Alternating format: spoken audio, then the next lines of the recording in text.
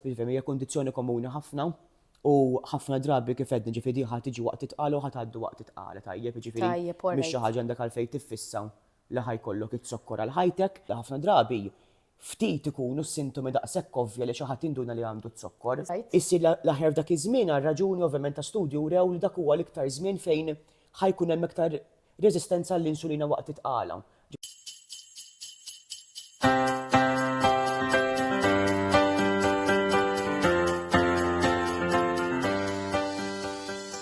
Nilqakom għal-episodju ieħor ta' Kelmiet ma' Bambinelli, illum għandna magħna l-Dr. Cilia. Bonġu. Bonġu, grazzi tal-ilqajt l-istedina tiegħi l-għennet. Dr. Kyle huwa tabib u inti qed tispeċjalizza fl-endokrinoloġija jew lest? Ekku, għadni għaddi fl-endokrinoloġija u d-diabete. Alright, l-endokrinoloġija tinvolvi id-diabete, thyroid, problemi tal-ormoni insomma, li huma komuni ħafna fil-pajjiż tagħna. Illum ħaniddiskutu żewġ suġġetti, ġifieri l-episodju tal-lum ħajkun maqsum f'żewġ partijiet. Għandna l-ewwel part ħanitkellmu fuq it-zokkor fit-tqala li huwa magħruf ukoll bħala gestational diabetes bl-Ingliż, u mbagħad se nitkellmu ftit fuq il-problemi tat-thyroid waqt it-tqala. Tajjeb, mela, Kyle, kif inti l-ewwel nett jiena niftakrek żgħir, nisa onorata lillum. Grazzi. Għandi tabib. Xaġa vera sabiħa dal-podcast laqana ħafna ma ħbib li konna ħbib żgħar. Lillum il-ġurnata huma professjonisti. Ġifieri xaġa vera sabiħa li tara l-ħbieb jilħqu u joffru ġid il-komunità b'dan il-mod. Mela Kyle, il-gestational diabetes. X'inhi t-zokkor fit-tqala? Ekku, huwa suġġett vast ħafna, għax ovvjament tqis li hemm ħafna tipi ta' diabete u titqis li jkun hemm ukoll ommijiet li jkunu diġà jbagħtu bit-zokkor qabel. So dak li jkunu jbagħtu bit-type 1 u dawk jbagħtu bit-type 2. Ovvjament x'nqogħdu nittu ħafna fihom għax aktar tkun iktar komplikata. Però hemm tipi ieħor ta' zokkor dak kif qed semmej tajjeb inti li huwa gestational diabetes, ġifieri huwa tip ta' diabete li toħroġ speċifikament fit-tqala. U dik hija gestational diabetes, ġifieri jkollok fej qabel u tkun iċċekkjat, ġifieri mhux għax ma tkunx indunat ma tkienx bagħti bit-zokkor u ħabba changes fil-hormones waqt it-tqala ikun hemm reżistenza ta' kif taħdem l-insulina u joħroġilha t-zokkor. Dik tissejjaħ gestational diabetes. Hija importanti daqs li kieku kellek it-zokkor minn qabel, ġifieri xi huwa importanti li naqbduha u importanti li nikkontrollawha. Tajjeb, bażikament kemm għall-ġid tal-baby u anke wkoll tal-omm. Alright. U kif tista' tinduna apparti forsi xi routine check-ups, hemm xi sintomi li forsi jistgħu jkunu ħanejdu hekk ta' alarm li tgħid aħjar niċċekkja? Ekku, ara l-ewwel ħaġa importanti tal-affarijiet huma dejjem screening. Tajjeb, jiġifieri bħat-zokkor normali ħafna drabi ftit ikunu s-sintomi daqshekk ovvja li xi ħadd induna li għandu t-zokkor, sakemm ma tkunx ovvjament fi stadju ovvjament iktar siver. So ħafna drabi anke bħat type 2 jinqabad tagħmel blood test u tinqabad li għandek it-zokkor. L-istess importanti wkoll fit-zokkor ta' tqala. Ġifieri huwa importanti ħafna li l-obstetrician ovvjament tagħmel dak li ngħidulu screening importanti. Sa screening jiġi l-ewwel ħaġa fil-booking visit ngħidulu jieħdu ċertu testijiet tad-demm. Eżatt, meta tiftaħ il-fajl l-isptar. Ekku, u dak wieħed minnhom ikollok it-zokkor u dak ngħidulu hemoglobin A1C, ġifieri huwa jtik average ta' kif kienu t-zokkor ġda l-aħħar 3 xhur. Dak mhux ħajjgħidlek ħafna drabi li għandek it-zokkor ta' tqala, dak jista' jaqbad dak il-cohort tommijiet li forsi kellhom it-zokkor li ma kienux inqabdu. Alright, li ma kienux jafu li kellhom it-zokkor qabel it-tqala. Ekku, għax it-zokkor fit-tqala idum ftit ġimgħat dak li jdusu 18-20 weeks biex jibda joħroġ. Ġifieri jekk taqbad it-zokkor f'dak istadju ta' 10 weeks, 12 weeks, il-probabilità kbira li kellha l-omm kellha t-zokkor qabel u ma kienx taf bih. Alright, okay. So fejn tiġi mbagħad zokkor ta' tqal gestational diabetes importanti tara r-riskju ta' kull omm individwali. Tajjeb, jiġifieri l-ewwel ħaġa importanti, ġifieri dak li nirrekomendaw huwa li jekk eżempju jkollok omm li kellha tqala qabel li kellha t-zokkor importanti nibdew l-screening tajjeb mill-bidu sew. Alright. Jekk kellek omm li tgħidlek isma' kelli baby kbir, ħafna drabi dak il-4.5 kilo ġifieri quite a big baby jew aktar. Ekku, ċertu wkoll razzet, ġifieri bħal Malta wkoll din naqaf riskju b'mod ġenerali. Hemm ukoll bħaċ-Ċiniżi, Indjani, dawk huma kollha ethnicities li għandhom riskju għoli. U family history wkoll, ġifieri ikollok xi ħadd li jkollok first degree relative, ġifieri ommok jew missierek li għandu t-zokkor hija wkoll indikazzjoni li għandek tiċċekkja. Alright. Tajjeb, mbagħad hemm ukoll naqa' BMI, ġif naqa' BMI għoli, speċjalment 30+, u kundizzjoni wkoll komuni ħafna eżempju l-PCOS. Jekk xi ħadd ikollu l-PCOS jew ukoll waħda minn dawk ir-raġunijiet li l-obstetrician tkun aware tagħha biex nagħmlu screening tagħha. Nagħmlu screening ġifieri tat-zokkor. All right, okay. U ġifieri meta semmejt dawn ir-riskji kollha, f'dak il-każ isiru xi testijiet oħrajn oltre minn dan il-blood test jew ġast nimmonitorjaw iktar ta' spiss? Mela, blood test huwa kif edna biex jisu ikollok idea tal-health tal-om ta' qabel. Tajjeb, meta ngħidu mbagħad screening għal gestational diabetes, l-ideali huwa dak li sejjaħ OGDT. Huwa test fejn ikollok ċertu grams ta' zokkor, ikoll appuntament l-om tmur l-isptar, bażikament jiċċekkjaw l-zokkor fid-dem, ġifieri qasu għall-kapilliri tas-suba biex kun it-rekjut huwa fid-dem. Qabel jibda t-test u mbagħad siegħa wara u satej wara tkun ħadet dan il-glucose load. Bażikament hemmhekk tkun tiċċellenġa l-ġisem biex jara kemm hu kapaċi jisu iħaddem it-zokkor ma' dik il-glucose load għolja. U minn hemmhekk ikun hemm ċertu values u tara jekk hija l-ommi għandix it-zokkor fit-tqala jew le. U dak idealment isir jisu b'dawk it-24-26 weeks anka 20 jekk ta' pregnancy. Issir l-aħjar dak iż-żmien għal raġuni ovvjament ta' studju rew li dak huwa l-iktar żmien fejn ħajkun hemm iktar reżistenza għall-insulina waqt it-tqala. Ġifi kollok il-pik tal-hormones fejn jekk ikollu toħroġlok biex nitkellmu hekk għand hemmhekk toħroġ.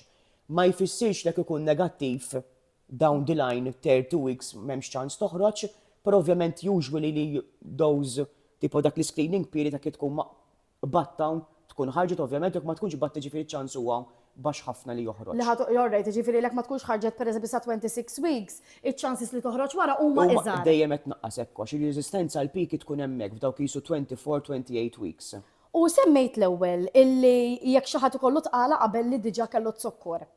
Jiġifieri jekk xi ħadd pereżempju kellu gestational diabetes, first or second pregnancy, u reġa' pregnant, ħatoħroġlu żgur jew ġast hemm ċans kbir? Ekku, ara żgur diffiċli tgħid le, però hemm ċans kiva kbir. So allura f'dawk l-ommijiet partikolari l-screening jibda ħafna minn qabel. Ġifieri nistgħu ngħidulhom jew tagħmel dan it-test l-OGDT fil-bidu net, ġifieri gestational fil-booking visit. U jekk ikun normali taġi tirrepetih. F'dawk it-24, 26 weeks, 28 weeks, iva, ġifieri mhux għax ma ikun normali nifqu hemmhekk, nerġgħu nirrepetu. So għandek naqas kienek aktar intens. Jew tistaqbadu tgħidlhom ukoll speċjalment tkun familjari biex tiċċekkja mill-ewwel it-zokkorija. Ġifieri se tkun taf li hija pregnant id-dar tiċċekkja t-zokkor. Il-monitoring hekk tas-suba in-normali u jekk il-values ma jkunux fir-ranges ta' tqala, hemmhekk ngħidu mela isma' raġa' tħarġitilha, so nippruvaw ovvjament nerġgħu nibdew il-management biex nikkontraw it-zokkor. Alright. Għax jiena nimmaġina meta xi ħadd joħroġlu t-zokkor fit-tqala, ikun irid jiċċekkjah ta' spiss imbagħad. Ekku. Idealment, ovvjament, recommendations huma dejjem tiċċekkja qabel kull ikla, speċjalment tajjeb ukoll filgħodu dak ngħidu l-morning fasting, ġifieri qabel ekku ma ħadd xejn, u qisu siegħa wara l-ikel. Tajjeb, aw xi ħaġa wkoll importanti x'hawn min ikun iktar fuq doża waħda insulina li qabel jorqod min ikun fuq dak iktar minn doża waħda insulina dejjem jiċċekkjaw for safety hija l-bedtime ngħidu li ġifieri qabel jidħol jorqod fis-sodda is-zokkor ukoll. Biex ma jitbaxxix ħafna mbagħad. Ekku, però average qabel l-ikel u siegħa wara l-ikel. Għax hemm target speċifiċi ta' kemm meta tkun fasting, ġifieri qabel tkun kilt u ta' wara l-ikel. U xi kemm iridu jkunu dawn? Ekku, ir-ranges huma iktar strict iktar minn xi ħadd li jbagħti bit-zokkor normali. Jiġifieri jekk xi ħadd huwa pereżempju kien diabetiku qabel, ir-ranges li huma tajbin għal pre-pregnancy jew normali huma differenti milli xi ħadd għandu t-zokkor waqt it-tqala. Eżatt. Jekk xi ħadd ħarġ l-zokkor fit-tqala u anke dawk li kienu bit-zokkor fit-tqala, il-kontroll ħajkun iktar tajt. Tajb ġifieri nippruvaw kemm jista' jkun anke min ikun eżempju type 1 li ħafna drabi nafu tkun iktar challenging għax il-kundizzjoni iktar komplessa. Eżatt. It-targets nippruvaw inġibu anke jista' jkun fi recommendations tal-gestational diabetes. La ħafna drabi qabel l-ikel ġifieri fasting mhux iktar minn 5.3. Ekku, u siegħa wara mhux iktar minn 7.8. Ġifieri pjuttost naqa' żgħir ovvjament. Huma naqa' tajt. Tajt ħafna ovvjament għax hemm studji dwarhom ovvjament biex ikunu safe kemm għall-om u kemm għall-baby meta ngħidu jkunu safe hija kemm jista' jkun tippreveni komplikazzjonijiet. Punti bħal miscarriages, il-baby ovvjament ikollu development tajjeb, u mbagħad speċjalment l-aħħar ta' tqala meta l-organi jiffurmaw dak jisu congenital abnormalities ikun għadda r-riskju. Mbagħad dejjem ikollok ir-riskju li l-baby jibqa' jikber. Tajjeb imbagħad ikun hemm ovvjament riskju fis-sens dejjem iżid komplikazzjonijiet bħal vaginal delivery forsi ma tkunx ideali, so bil-forsi ħadd ikollu mur għal ċesarja. U anke wkoll noqogħdu attenti li jekk l-omm tkun dejjem bit-zokkoroli, il-baby ħajidrab zokkoroli. So il-frixa tiegħu il-pankreas kun qed tipproduċi ammont kbir ta' insulina biex hu laħħaq biex niftehmu. Allura wara d-delivery l-insulina tkun għadolja fil-dem tal-baby u hemm riskju li jaqa' ħajpo, ġifieri jinżillu t-zokkor. Jinżillu t-zokkor. So għalhekk huwa importanti anke meta ngħidu intrapart, ġifieri meta l-omm tkun qed tippuxxjaw li jkollna glucose kemm jista' jkun zokkor tajjeb ħafna. Mhux għax ħajaffettwa l-iżvilupp tal-baby għax ovvjament ikun żviluppa sew, imma jkun hemm ir-riskju weħel jekk ikun waqt it-tqala. Speċjalment lejn l-aħħar zokkoroli, peress li l-baby jkun dara f'dak it-zokkor wara speċisu xin jaqtalu dak it-zokkor supply mill-omm u jista' jaqa' ħajpom. U mbagħad jaġġastja nimmaġina. Ekku dejjem, ovvjament. U jkollu riskju li joħroġ bid-diabete l-baby jew m'għandix taqsam. Riskju iktar jekk il-omm tkollha xi ta' type 1 jew type 2 ħafna drabi. Iktar mill-gestational diabetes. Ekku mill-gestational mhux daqshekk le. U omm li jkollha gestational diabetes wara ħatibqa' biha jew le? Ekku, mela, it-term gestational diabetes ovvjament hija dejjem zokkor ta' tqala, ġifieri toħroġlok fit-tqala u nibqgħu ngħidu li gestational meta titlaq wara tqala. Però jkun hemm riskju li jeħel li ċertu affarijiet li jew forsi tibqa' tbagħti biha jew nkella l-qudiem toħroġlok. Tajjeb so hija importanti wkoll meta xi ħadd anke forsi naf xi ħadd li kien diġà għandu t-zokkor fit-tqala jaf li wara d-delivery niċċekkjaw it-zokkor at least for 24 hours għal ġurnata tkun l-isptar biex jaraw li r-ranges reġgħu ġew lura għan-normal u meta ngħidu lura għan-normal u mbagħad lura għal xi ħadd normal fis-sens mhuwiex pregnant, ġifieri il-values jinbidlu. Ma nibqgħux dak il-5.3 dawk is-7 wara l-ikel jiġu values ta' zokkor normali. Ħalli jekk naraw li l-omm baqgħet b'zokkor persistenti għoli hemmhekk ngħidu smana probabbli din għadha m'għaddietx. Però anke jekk it-zokkor ġinal normali ħafna fil-maġġoranza hekk jiġri, importanti nagħmlu screening wara. Tajjeb u l-aħjar metodu jisu 6 ġimgħa 13 ġimgħa wara naġu nirripetu l-OGDT. Tajjeb, u naġu nirrepetuh u jekk ikun normali, mela jkun normali, jekk ikun ovvjament values ta' diabete, ovvjament ħafna drabi referu għamalina u ovvjament jibda l-management imbagħad tad-diabete. Jekk joħroġ normali anke t-test ta' screening wara, dejjem nirrekomendaw li at least darba f'sena għand it-tabib tal-familja jew poliklinik tieħu routine blood test u wieħed minnhom inkludi t-zokkor u dak il-hemoglobin A1C. Għax ikun hemm naqa' riskju li l-qudiem ikun hemm tendenza iva li toħroġ id-diabete tat-type 2, tat-type 2. Speċjalment naħseb hekk hemm xi family history wkoll. Dik dejjem hekk. Għax ovvjament naħseb ikun hemm family history diġà jkun hemm riskju. Let alone mbagħad tkun ħarġet fit-tqala. Issa, bħala treatment normalment x-guidelines hemm kif tibdew? Tmorru mill-ewwel għall-insulina, jkun hemm il-pirimli u mbagħad jekk ma jaħdmux l-insulina, kif? Ekku, ħafna drabi ovvjament huwa management tittieħu ħsieb minn kull aspett, ġifieri hemm importanti lifestyle u d-dieta jista' jkun speċjalment ħafna ommijiet li bil-lifestyle u d-dieta jkun biżejjed. Ġifieri hemm ir-rol importanti tad-dietitian u nutritionist li dejjem ninvolvuhom. Tajjeb, ħafna drabi hemm ċans nibdew minn hekk biss. Tajjeb, ovvjament jiddependi ċertu naqa' values ukoll tat-testijiet kif huma, ġifieri ħana jkollna naqa' idea isma' jekk it-zokkor jiena fejn ikun 8, 9, tgħid ħafna drabi bid-dieta biss, probabbli maħniex ħanaslu. Però kif ikunu naqa' borderline id-dieta tagħmel differenza kbira.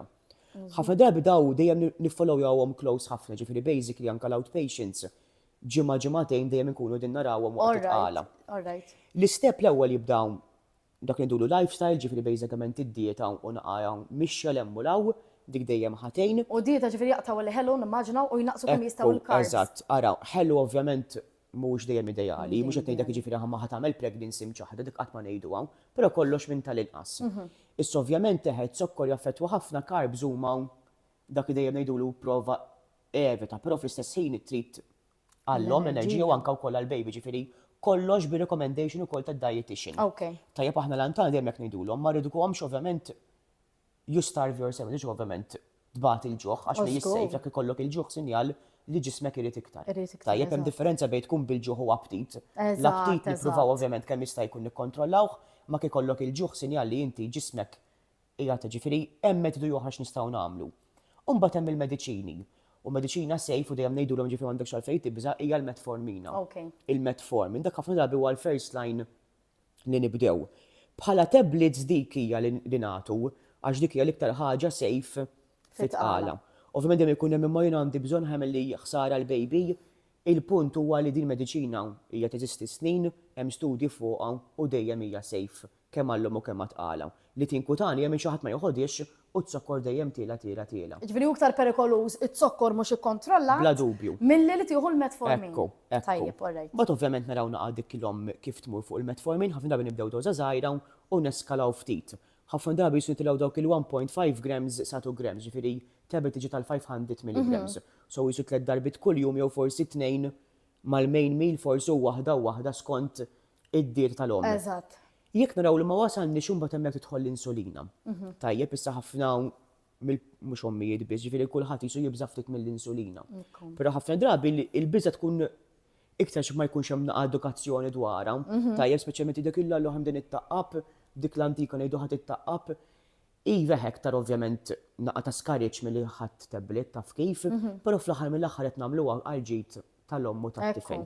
Once again l-insulini hija safe ħafna, ġifieri hija safe ovvjament kemm għall-baby u kemm għall-omm u ħafna drabi nibdew dożi żgħar. U ħafna drabi rari diment li tniedu da xi ħadd li jkun purely gestational nitilgħu b'dożi kbar. Tajjeb, għarak xi ħadd ikun ibagħti mit-zokkor qabel hemmhekk ir-requirements iva ħajżidu. Għax ovvjament diġà kellek it-tendenza ġifier kellek it-zokkor qabel u issa jgħid fi żmien fejn il-ġisem ħajkun iktar resistenti għall-insulin so hemmhekk ir-requirements ħajdrew. Ma ħafna drabi minn ikun gestational id-dożi jkunu żgħar. Hemm tipi differenti, ovvjament mhux nidħol fid-dettall, ma jiddependi fiex qed ikun iktar għoli, jekk ikun għoli fasting, jew nkella wara l-ikel għax hawn min ikollu it-zokkor li xini li l-iktar tipika fit-tqala tal-gestational, ħafna drabi jkun għoli fil-ħodu. Dik il-ħaddi ma kilċejn mal-mod tal-hormones kif jaħdmu il-fasting ikun l-iktar għoli. Interessanti di, għax forsi n-nies jaħsbu li iktar pereżempju jekk kielu xi ħaġa li fiha ħafna carbohydrates ħajola. Ovvjament ħatamel hekk ħajitla, però tendenza huwa l-fasting kif ħafna drabi jitla l-fasting fit-tqala fid-diabete tat-tqala. Sobba tagħti tipi differenti ta' insulini. Tajjeb, issa hemm xi metodi ħanejdulek speċjalment nisa li għandhom riskju li forsi kellhom gestational diabetes jew li għandhom l-omm u l-missier. Hemm xi jista' jsir biex forsi jevitaw li toħroġ? Ekku, ara tevitaw xi kultant naqa' żgħira impossibbli. Però tista' tagħmel ovvjament bħal kull persuna oħra dejjem ovvjament healthy lifestyle tajjeb. Aħna ġenerali l-Maltin dejjem ekku bħala etnissi tiġi bħala razza ir-riskju huwa hemm. Ġifieri ekku naħseb naqbdu inqas milli naħsebaw gestational diabetes biex inkun onest, ġifieri naħseb jekk niskrinjaw il kulħadd probabbli n-numru ħajżid iktar. Għax bħala razza aħna ġifieri ħafna drabi ekku xi ħadd ommu missier probabbli ħadd intaqali kollu xi ħarġ xi t-zokkor tajjeb. So li tista' tagħmel huwa ovvjament screening kif għedda ġifik xi ħadd ikollok omma kumissierek li bagħtu bit-zokkor darba b'sir m'hemmx għalfejn tiffissaw, tiċċekkja t-testijiet tad-demm u once again dieta tajba u naqa' mixi. Tajjeb ngħidu screening importanti wkoll għax preconception care huwa importanti, ġifieri ġieli jkun hemm min li ma xinqabad pregnant u mbagħad tiċċekkja t-zokkor u jinduna li dan huwa eżempju type 2 li t-zokkor ikun għoli ħafna. So dik tkun ir-raġuni mhux ħadħu daqshekk dettalji jkollu eżempju miscarriages jew hekk. U mbagħad once li kkontrolla t-zokkor il-ċans li jkollok successful pregnancy test u hekk ovvjament dejjem ħajola. Dejjem ħajola, eżattament. Jiġifieri jekk hemm persuna li m'għandix riskju, pereżempju, ikun hawn ħafna nies jgħidulek ma doffi għandi cravings tal-ħelum. U jkun hawn min ovvjament jirnexxielu jikkontrollhom u jieħu ftit imma jkun hawn min imur oltre. Issa jekk dik il-persuna li marret oltre m'għandha l-ħadd family history xejn, ħabba li tkun kielet ħafna ħelum fit-tqala, tista' żżid ir-riskju li joħroġilha il-zokkor ta' tqala jew mhux daqshekk li għandu x'jaqsam. Ara il-punt huwa li jekk m'għandekx it-zokkor ħafna drabi l-ġisem ħajjiflaħ li jikkontrolla dak it-zokkor load tkun ħadd. Ġifieri il-friġi qed taħdem sew, toħroġ l-insulina kemm għandek bżonn u l-ġisem jirrispondi għaliha. Ġifieri jekk xi ħadd mhux ibagħti bit-zokkor le m'għandux ikollu dik il-biża li għax kilt ħafna ħajtlek it-zokkor, diment ma jkunx hemm id-diabete tajjeb. Ġifieri kieku jiena ma diment li ma waqt li ġifieri il-booking visit u l-obstetrician jinduna jew tinduna li m'hemmx riskju partikolari, ħafna drabi kif ħafna jafu anke tiċċekkina għal pipi during visit ukoll ikun biżżejjed. Għax hekk ovvjament jindunaw li hemm il-pipi wkoll dik hija indikazzjoni li ħafna drabi tiċċekkja t-zokkor u s-sajs tal-baby.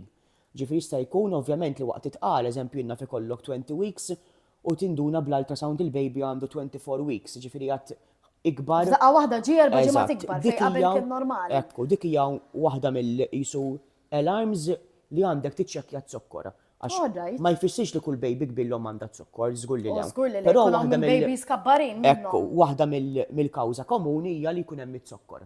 Mistra, Ġifieri right. Ġifieri parti minn raġuni illi kejlu apparti li ovvjament jaraw li l-baby qiegħed mal-inline recommendations ta' kif suppost qed jikber hija biex timmonitorja jekk hemm ix-ċans ta' zokkor. Ekku, l-baby kbir u anke wkoll ilma, ħafna ilma wkoll ġieli jkun minħabba t-zokkor. Tajjeb, all right. Istra l-amniotic fluid ġifieri. Eżatt. All right. Bħala delivery ovvjament nimmaġina li kif qed inti jkun hemm iktar ċans ta' ċesarja ħabba li l-baby jkun qed jikber. Ma nafx jekk hemm xi ħaġa ħadd tixtieq iżżid fuq it-zokkor tat-tqala qabel ngħaddu għat-tajra. Ekku, jien naħseb il-biża biex ma jibżawx iż-żejjed, jien naħseb ovvjament illum il-mediċini ovvjament li nagħtu dejjem huma safe, tajjeb, ma jiddejqux isaqsu ovvjament.